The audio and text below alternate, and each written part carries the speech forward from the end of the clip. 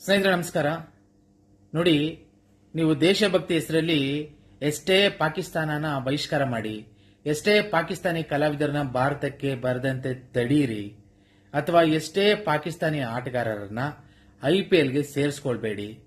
ಆದರೆ ನಮ್ಮ ದೇಶದ ಈ ದುಡ್ಡಿರೋರು ಇದಾರಲ್ಲ, ದುಡ್ಡಿರೋರು ಅವ್ರಿಗೆ ಹಣದ ಮುಂದೆ ಬೇರೆ ಏನೂ ಕಾಣಿಸೋದಿಲ್ಲ ರೀ. ಇವರು ಭಾರತೀಯರ ಭಾವನೆಗಳನ್ನ ತಮ್ಮ ಕಾಲಿನ ಕಸದಂತೆ ಕಾಣ್ತಾರೆ ಮತ್ತು ಅದನ್ನೇ ಬಂಡವಾಳ ಮಾಡ್ಕೋತಾರೆ.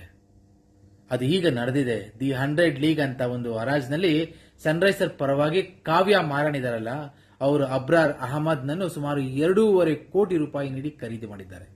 ಕೇವಲ ಅಬ್ರಾರ್ ಮಾತ್ರ ಅಲ್ಲ, ಉಸ್ಮಾನ್ ತಾರಿಕ್ ಮೇಲೂ ಬಿಡ್ ಮಾಡಲಾಗಿದೆ ಅಂತ ಕೇಳಿ ಬರ್ತಾ ಇದೆ. ಮಾಹಿತಿ ಪ್ರಕಾರ ಫಹೀಮ್ ಅಶ್ರಫ್ ಮೇಲೂ ಕೂಡ ಬಿಡ್ ಮಾಡಲಾಗಿದೆ. ಇವರೆಲ್ಲ ಪಾಕಿಸ್ತಾನದವರು. ಇವರು ಅದೇ ವ್ಯಕ್ತಿಗಳು ಯಾರು ಈ ಆಪರೇಷನ್ ಸಿಂಧೂರ್ ಮತ್ತು ಅಭಿನಂದನ್ ಹೆಸರಲ್ಲಿ ಪದೇ ಪದೇ ಭಾರತವನ್ನು ಲೇವಡಿ ಮಾಡಿದ್ದಾರಲ್ಲ ಅಂತ ಕಚಡ ನನ್ನ ಮಕ್ಕಳ್ರಿ ಇವರು. ಈಗ ನೀವೇ ಹೇಳಿ, ಮುಂಬರುವ IPLನ ನಾವು ಯಾವ ಮುಖ ಇಟ್ಕೊಂಡು ನೋಡಬೇಕು? ಸನ್ರೈಸರ್ ತಂಡನ ಬೆಂಬಲ ಮಾಡಬೇಕು. ಯಾಕಂದ್ರೆ ಈ ಜನರ ಭಾವನೆಗಳನ್ನ ತಮ್ಮ ಪಾದದ ಕೆಳಗೆ ಇಟ್ಕೊಂಡು ಬಿಟ್ಟಿದ್ದಾರೆ ಈ ಓನರ್ಗಳೆಲ್ಲ. ದುಡ್ಡಿರೋರು ಬಂಡವಾಳನೇ ಇಷ್ಟು ರೀ.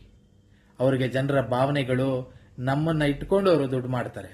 ನಾವು ನೋಡಕ್ ಹೋಗಿಲ್ಲ IPL ಅಂದ್ರೆ ಅವರೆಲ್ಲ ಎಲ್ರಿ ದುಡ್ಡು ಸೇರುತ್ತೆ. ಅವ್ರಿಗೆ ನಾಚಿಕೆ ಆಗ್ಬೇಕು ಇಂಥವ್ರಿಗೆ.